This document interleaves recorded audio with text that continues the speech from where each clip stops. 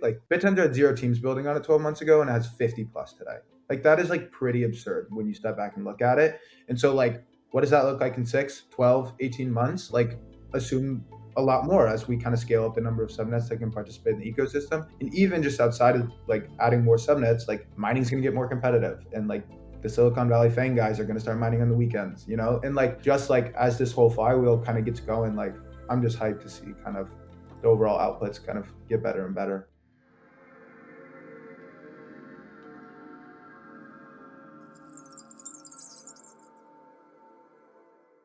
Welcome back to TAO Talk, a weekly blockmate show recapping all the news in the Bittensor ecosystem. I'm your host, 563, joined always by my co-host, Brody from On-Chain Outpost. Today we have some very special guests. We have Ronan and Derek from Collab+Currency. Thanks for hopping on, guys. Appreciate you having us. Yeah, thanks for having us on. Love the work you guys do, and excited to kind of talk about TAO and Bittensor. Absolutely, man. Yeah, we were super pumped. Well, I was selfishly pumped to have you guys on because your piece, Running Bittensor, really is what set me over the edge on Bittensor, what TAO build me.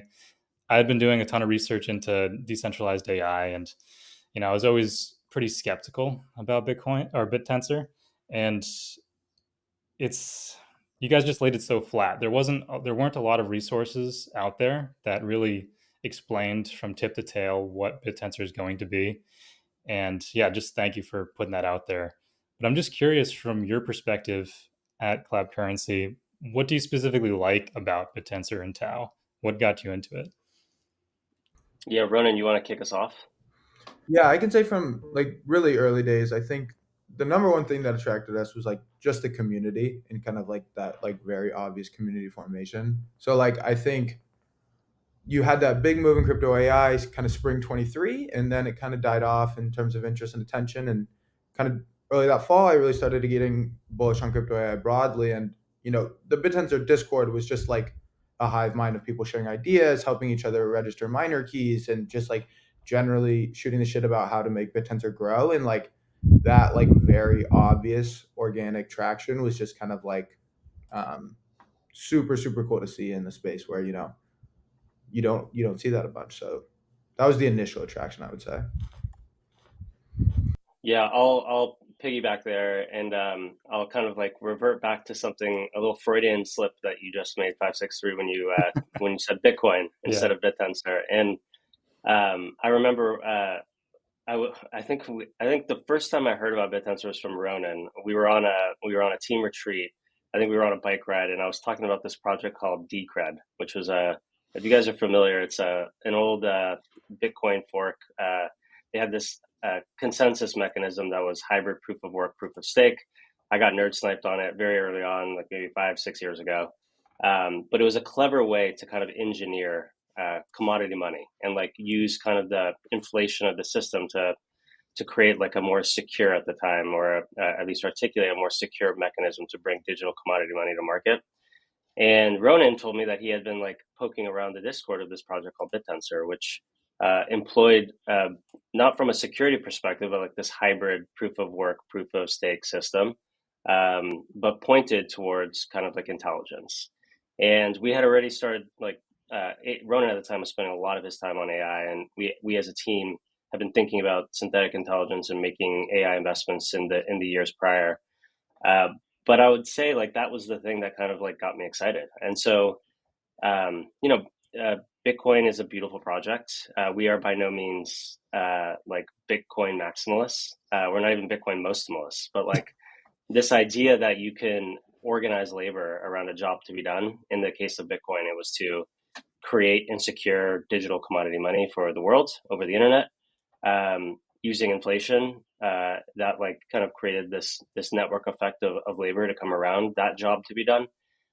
It's compelling. And a lot of what we do on the venture side is we invest in teams who build protocols or platforms or applications, but these are venture style projects. And I think the elegance of the design decisions to do like a truly credible commodity money, which Bitcoin did, which is like things like fair launch, fixed supply, a very open mining and public mining experience, no pre-mine.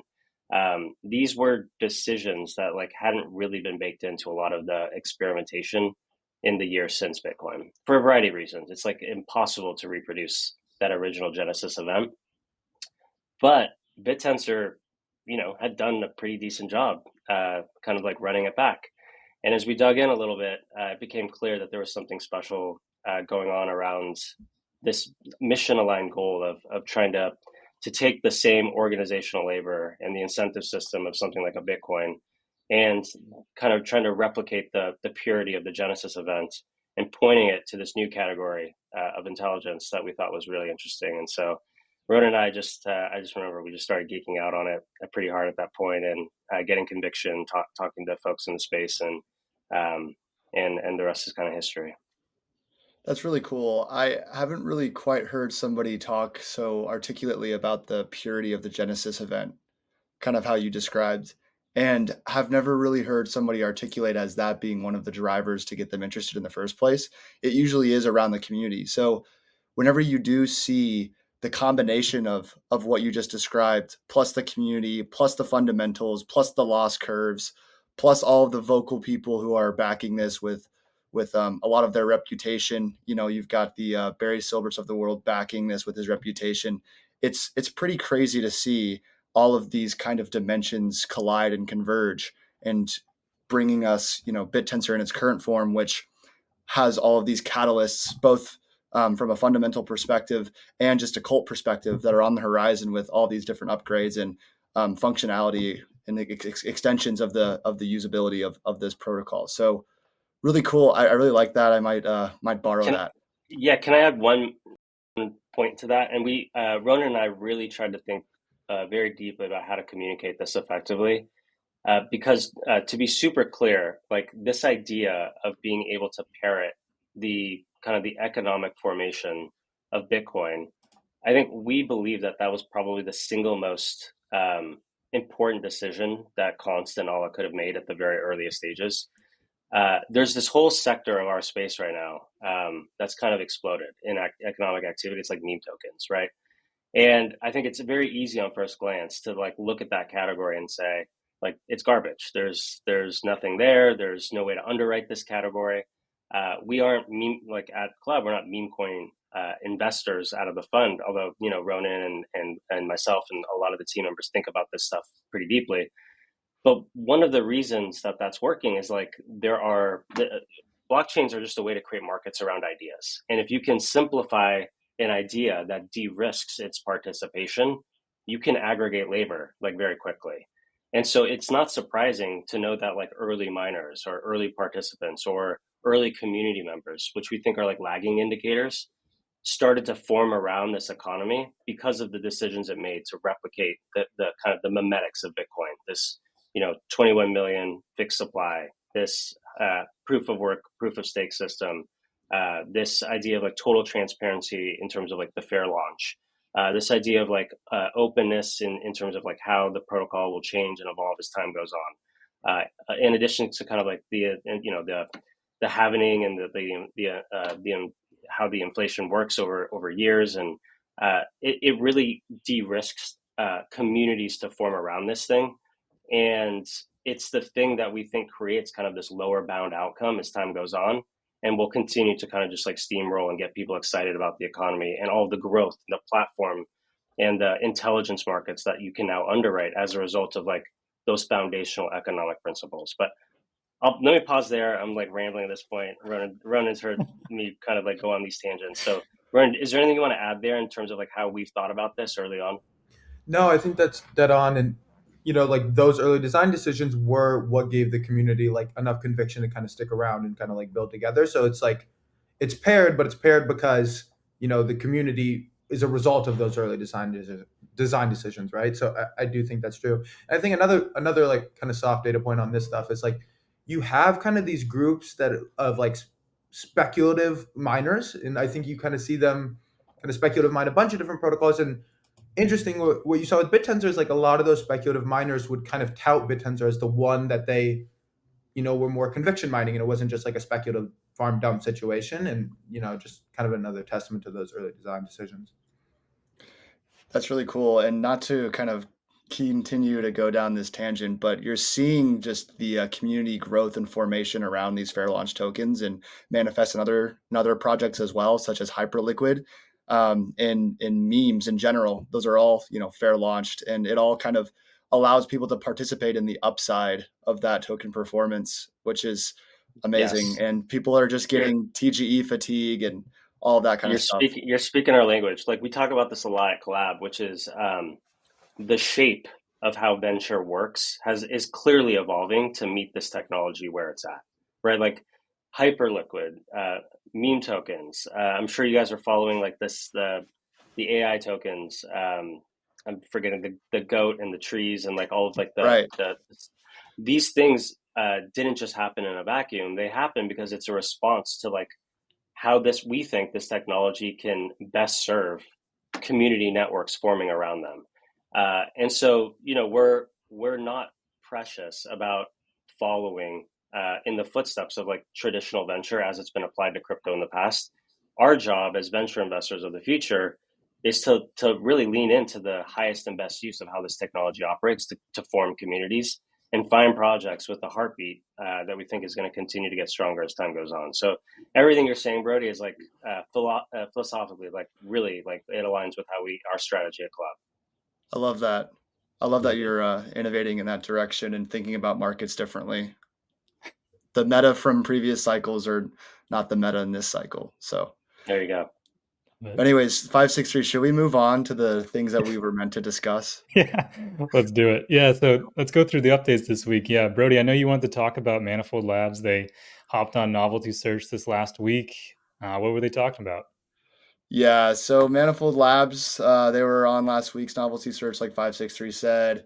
Rob and Josh were on there flexing their muscles, literally on there. Everybody was commenting on how big Josh's biceps were. So shout out to him. There was doubts going around that Manifold Labs doesn't ship because they spend too much time in the gym.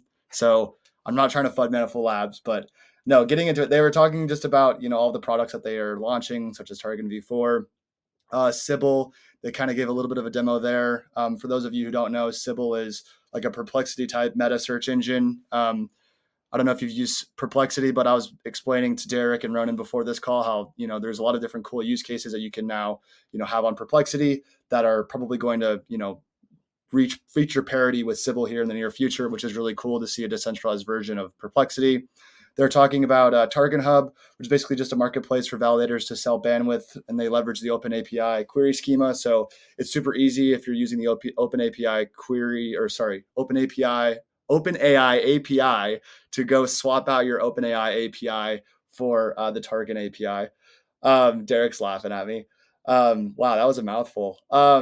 Yeah, so all that's open source, and they were kind of teasing their roadmap. So they want to become more of a general LLM inference service, and the users will be able to lease from validators. And eventually, they want to kind of return their validators into more of a community voting mechanism as well, similar to like Miners Union, Deter, and Tensorplex. So Manifold Labs, really cool to see all the stuff that they're demoing on last week's novelty search.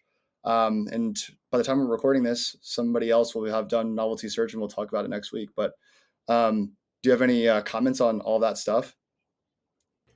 I can jump in quickly. I think just this concept of like bandwidth utility, I think Sammy's calling it, which I really love, is like kind of starting to see signs across subnets, and like not just having like traditional monetization schemes for these validators, but basically using their underlying bandwidth, whether it be via voting or through direct monetization, is super interesting. So I like that, and I think we'll touch on the Macrocosmos stuff coming up here soon as well. Yeah, the only thing I'll respond to there is, it's Ronan is so close to this stuff, and so I'm pinging him constantly just to get updates. But the amount of just stuff, like let's just call it stuff, that's now happening on this network is impossible to keep up with. And it's I think it's the sign of a very healthy economy. It's the sign of a growing ecosystem. We can talk about what kind of the ramifications of that, the optimization that's now happening, will lead to as time goes on. But yeah, it's a exciting time, I think, to just be tracking and following these updates. So you guys are going to have your work cut out for you as the weeks go on. That's I why know, we're right? here, man. Yeah, speaking of updates, let's go to what Macrocosmos came up with this week.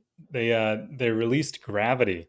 So for folks that don't know, Macrocosmos, they have quite a few subnets. One of them is subnet number 13, Data Universe.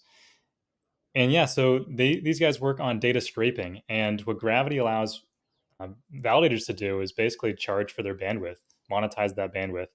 So folks that are out there that want to utilize this army of miners that are just scraping willy-nilly out there, they can aim that at specific things. So say you're really in the need of data for like the election, or really in the need for data from sports, you can like hit up some validators and ask them, please go scrape this. And this is just really exciting. And it goes back to Sammy's point about revenue generation for validators. What do you guys think about that? Do you think it's going to have to be one of the top priorities for these subnets to like actually turn a profit like right away, or is that like a later down the line thing?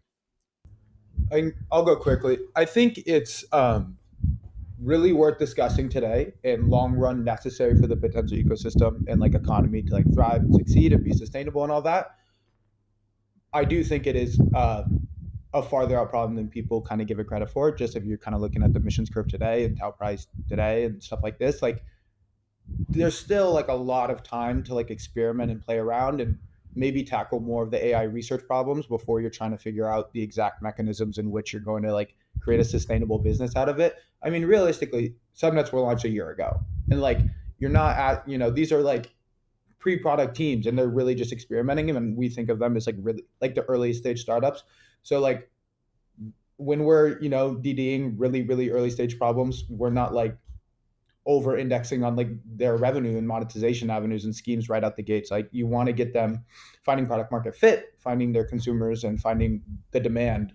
So long run, we do think this is the path forward, but I don't think it's as pressing as people might make it out to be. Yeah, Yeah, we had this. Oh no, no, you go, Brody. I was just gonna mention really quickly, like I feel like there's been a vibe shift the past like month or two. That there's been this emphasis on creating these revenue models to fight back against the FUD from the larger community and larger crypto community. I don't know if you had any comments on that necessarily, but it feels like a Yeah, recent movement. we have a lot of thoughts on this. So when we wrote Running Bittensor, and well, we started writing this towards the end of 2023, and then started wrapping up in January and February early this year. But when we wrote that, the last paragraph of that piece, we had this section, and it was essentially just like this articulation that like true success of Bittensor inevitably would mean the intelligence that these subnets were extracting needed to like penetrate outside of the economy and start actually affecting like real world use cases and real world businesses, and like starting to make a small dent on like GDP, even if it was tiny to start. I think the larger optimization goals for both the OTF, for subnets in particular, they all recognize that that's the North Star, right? Like creating a circular economy where intelligence gets extracted over and over and over again through this miner validator subnet owner network, and having it escape like that energy escape the economy without returning value, like that obviously is not sustainable. I think the the the thing that like we recognize is this stuff takes time. Like we've been around for a long time. Like Collab+Currency is we've been investing in crypto for since 2018, and a lot of like these early experiments, these early protocols, they were really good at getting people to tinker on them. They were really good at getting people to figure out like testing new things, creating toys, playing with the constraints in interesting ways. And as people play with this stuff, you're able to kind of like push code to kind of optimize or create funnels or to contain value in a way that like makes these things sustainable. We're not there yet. Like this experiment, I mean, subnets were just launched a year ago, less. And so, this is no different than like, Ethereum starting out on proof of work and like having made multiple changes as time goes on to things like proof of stake, to this vertical scaling strategy, to figuring out what to optimize on, layer one versus offloading to layer twos and beyond. And those are all the results of just like people playing around with this stuff and figuring it out, and research, deep research going into things about how to create like really interesting constraints as the system evolved. I think the important piece for people to remember that we always come back to is, as long as you can create like an economy that people want to continue to contribute to, which gets back to like that design decision of making BitTensor follow like this inflation schedule of Bitcoin. It's like very powerful. As long as you can get people to continue to contribute and underwrite the economy, everything else is plastic. Like everything else can change. And we've seen that going from one subnet to 32 subnets to 51 subnets to, we'll see hundreds of subnets in the future. And we're going to see that with things like DTAO and subnet tokens and this programmable EVM on top. These are all feature set upgrades that are going to like allow for the exploration for business models from validators to the rest of the world to actually happen. And the rest of it is just details and research and figuring it out. But we're enthusiastic that things are on the right track. Love Very that. well said. Awesome. So let's switch gears a little bit to another friend of the show, Tensorplex Labs. They just launched their subnet over on 52, Dojo. These guys are working on human preference data. So you can think of that as like data labeling for data sets, getting some more richness into data, but they're also looking at how to help with like a validation service. So they're working alongside 3Gen, which is subnet 17, who do 3D generation. And if you think about products like 3D generation, it's kind of subjective. Like, how do you know this 3D image of a pencil is better than that 3D image of a pencil? It's kind of coming down to the eye of the beholder. So what you can do via Dojo is plug in humans into the loop, so you can get that instant feedback. And I'm curious what you guys think. Do you think this is something that's missing from Bittensor? Like, obviously, there are tons of validation mechanisms out there right now, reward mechanisms, coordination mechanisms, but there aren't too many like this that take outside help. You know, like anyone can plug in and provide some validation. How do you guys think about that? Yeah, I think at least on the Dojo side, I think it's super interesting for a couple of reasons. Because one, this is going to be kind of like one of the first examples where the barrier to participate is quite low, and like data labeling and setting human preference data is just functioning not like a very technically complex task. So it's going to be cool to allow like lower level people on this kind of technical ability scale to like get involved within the ecosystem. And so yeah, we're super excited about that. And broadly, I think what are the end use cases and what is the end demand for data labeling and human preference data? I think obviously large, the degree to which TBD, but this stuff is valuable in the training process and fine tuning process. And hopefully, maybe long run, we even see a situation where you're actually bringing in domain experts to start to label and express preferences over those domains that they have, background in. And then you can actually start to really, create models, and whether it be biology or whatever, right, that are for some end goal. So we're pretty excited. And also, we are investors in Tensorplex as well. Yeah, Ronan, do you want to just add some thoughts on like what Tensorplex is doing broadly? Yeah, for sure. I mean, so Tensorplex initially, right, they kind of launched the canonical liquid staking token for TAO on Ethereum, and then they actually built a multi-layer bridge from kind of the Bittensor palette to, sorry, not the palette, from Subtensor to the Ethereum environment. And basically now with a bridge, you can actually start to get, trust minimized liquidity on Ethereum from Bittensor, which is kind of like a big unlock. But going forward, they're going to have some unlocks with the EVM environment, and actually having a liquid staking token on a native Bittensor EVM environment.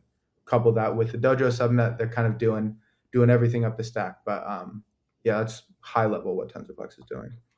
Yeah, we had CK on the show. Was it show 3? Yeah. I don't remember. Yeah. And it was his first podcast appearance and he killed it. And it was really cool to hear his opinions on and articulations of what Tensorplex is doing and kind of the opportunities that they see in the market. Yeah, we met him out in Singapore as well for Token, and they're always pushing out, cool research and analysis. They're doing a cool new series where they're kind of going through and giving an analysis on different subnets. They just did subnet 13, I believe. And yeah, just overall, really, really great guys, really great team, and really like what they're doing over there. Yeah, it's interesting to see them kind of, take on this role of like information aggregation for, kind of the all the different subnets, because like nobody's going to be able to keep up, and like as a liquid staking provider, as a validator, providing this kind of like info and insight into the community and like where value is being created, I think is like a really good top of funnel approach for them. So Yeah, I'll say one thought too. Just Ronan and I got a chance to grab breakfast with those guys when we were out in Singapore, the Tensorplex guys, and in addition to all the cool stuff they're doing with Dojo and the LST and just like the protocol initiatives that they're kind of expanding into, the thing that I left very impressed with for both of those guys, both the founders, was their commitment to bumping into problems at the subnet level, and being able to relay feedback to hopefully get changes incorporated to the core protocol as time goes on. And we've noticed this from other subnet owners as well, and other folks that are building on top of Bittensor. There is this enthusiasm to kind of work, like they're all they're all steering their own ships, and they want them to steer in the same direction, and they're willing to go above and beyond to work with the OTF and with the core protocol designers to kind of like give feedback and like work with them closely to kind of make changes and even throw in and chip in and help on code. And so it's exciting for us to kind of like see that happening, and kind of like renews our enthusiasm for the overall economy. Yeah, it's really impressive the quality of teams already building on Bittensor. Speaking of, wanted to touch upon Omega's new update. These guys, Omega, their multimodal data set at a subnet 24, pretty cool. They reached number one most downloaded data set in their category. So a huge shout out to the Omega Labs team over on HuggingFace, by the way. So what do you guys think about this? Do you think this is the type of recognition or the type of thing that gets recognition from the normal normal AI developer space, is getting leaderboard spots on HuggingFace? We've talked a lot about the HuggingFace leaderboard, but Ronan, do you want to chime in with some thoughts? yeah, I think these are all like super good proof points for like Bittensor creating real value. I think one thing that has been happening more recently within the ecosystem is there's like some claim of some achievement with like um, we'll call it like murky or like somewhat like hard to quantify verifiability. Like this is kind of more straightforward in that it's like downloads and that's like very quantifiable. But like some of the other stuff like benchmarking or like model performance and stuff like this is not as straightforward. In creating kind of unified standards and like unified ways to showcase this is, I think, like a really important need within the Bittensor ecosystem, and we might be cooking on something in this direction soon. So stay tuned. But yeah, this is super cool. And in terms of Hugging Face leaderboard, I'm rocking the new research sweatshirt right now, and we got really excited by them, you know, pushing that fine tuning subnet earlier in the year. But yeah. Yeah, there's like a core insight in one of the questions that you're asking 563, which is like, is this the thing that's going to get people excited broadly that are outside Bittensor to get interested in Bittensor? And the answer is like, it could be. I will say like there's a lot of shots on net to do that. And like one thing, I mean, we've got I don't know how familiar you guys are with Subnet 17. We can talk about those guys for a minute. 404, Sure. they're the 3gen subnet. I mean, I think the overarching like thing that we come back to is like there's a lot of subnets pointed their intelligence towards lots of different industries, and like today, let's just say like the 80-20 of subnets are really focused on like the core ingredients to intelligence. But like 3gen is like it's interesting to us because the impact that it could have on traditional gaming, traditional media, like the way like websites and immersive environments and extended reality, which we consider to be a huge main theme, starts to propagate. Like it can have an influence on these categories that like are actually touching consumers day to day, like in not too distant future. So if just like as a level set into context, to open up the context window a bit, what 3Gen is doing is it's essentially a subnet for extracting like 3D geometry. And like that 3D geometry is created by miners, it's created by validators, and then it can enter into all sorts of different places. So we've got a portfolio company right now that's reviewing how to essentially incorporate the basically a natural language generator inside of their immersive environment, so that as you're building out an immersive environment, you can pull in 3D objects very quickly that are basically being created by TAO inflation. The cool thing about the 3Gen network is, in the meantime, miners are also creating and validators are also grading just this constant supply of 3D objects that are getting created, to the point where the assets that they've aggregated since launching, it now represents, I think, the second largest 3D asset marketplace on planet Earth, like in not very much time, which is insanely impressive. And I know a lot of that team's goals over this next quarter is to both pipe into some major providers for how that geometry, those 3D objects can pipe into applications. But it's also to pipe into this asset marketplace that will allow people to engage with all of like the miner created objects that are persistently getting created in that subnet. And so you can imagine like the world's largest 3D asset marketplace where people can grab and buy and grade and pull in 3D objects to new immersive environments or XR applications, basically coming from like a Bittensor subnet in the future. And we don't think stuff like that's crazy. And so these are the types of like real world impact that we think are, and we can talk a little bit about, pipes that can get created through the core protocol to like allow that transactional revenue to flow back into Bittensor in some capacity.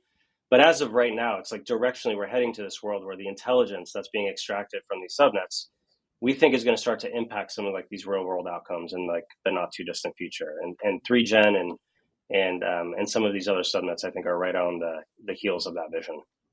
And just to touch on the leaderboard component real quick, I mean, obviously super great, and like these are kind of an honor within the AI community, especially the open source AI community. But like at the end of the day, like once we get into a dynamic TAO world, it's going to be a skin in the game sort of free market system where like the leaderboard is your emissions weight, and that's like the true determinant of like you can call it success or whatever, PMF, or what at least the community and TAO holders are deeming that. So really excited for that sort of like much more quantifiable skin in the game kind of leaderboard in that sense. Ronan said ball up top. Absolutely. Well, that's all the topics I had. But I did want to close with this, guys. What are the things that make you the most excited when you think about Bittensor? What's coming around the corner? What are you excited about? You want to ball up top, Ronan?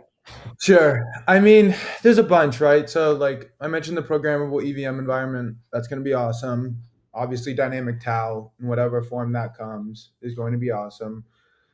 But like at the end of the day, I think like just like stepping back, and I posted a tweet like kind of in this vein earlier, when people are like kind of pontificating or like talking about what crypto AI can and will look like Bittender had 0 teams building on it 12 months ago and it has 50 plus today. Like that is like pretty absurd when you step back and look at it. And so like, what does that look like in 6, 12, 18 months? Like assume a lot more as we kind of scale up the number of subnets that can participate in the ecosystem. And even just outside of like adding more subnets, like mining is going to get more competitive, and like the Silicon Valley Fang guys are going to start mining on the weekends, and like just like as this whole flywheel kind of gets going, like I'm just hyped to see kind of the overall outputs kind of get better and better. Yeah, I couldn't agree more. I'll also just say to that last point, Ronan saying that 7,200 daily emissions, as more subnets scale out, the hunt is on. It's like the markets are gonna really become quite efficient in terms of like where that inflation flows. The talent here is going to continue to kind of like come into the space and compete for this valuable object that you can earn for doing proof of work. And watching that system unfold, that like organic weird network shapeshift into kind of really positive directions. Like we love this stuff. Like this is why we do what we do. It's like fun to see these things start from zero and turn into value creating networks that can have an impact on how culture evolves, how the world evolves, how GDP is impacted, and we think the network is doing a great job of staying weird and continuing to evolve into higher ground, and we're just stoked to kind of watch and follow along.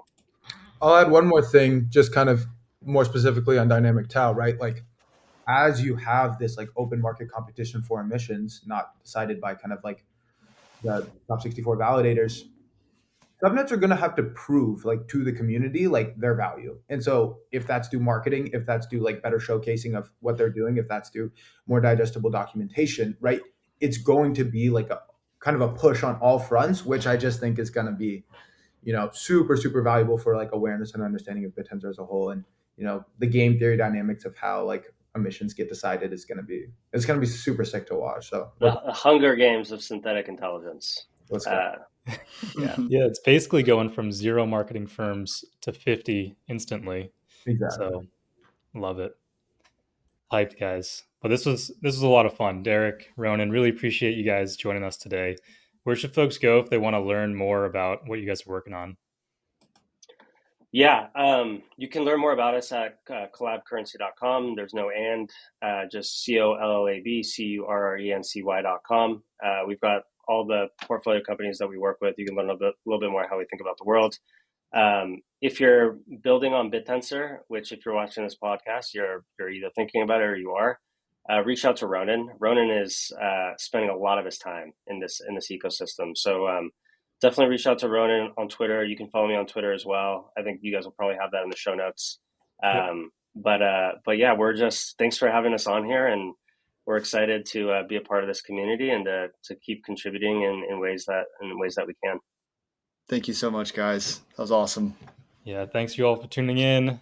Be sure to subscribe to the TAO Times newsletter if you want an even deeper dive into this week's updates. And if you want to join in on the conversation, come join us in the Blockmates Discord.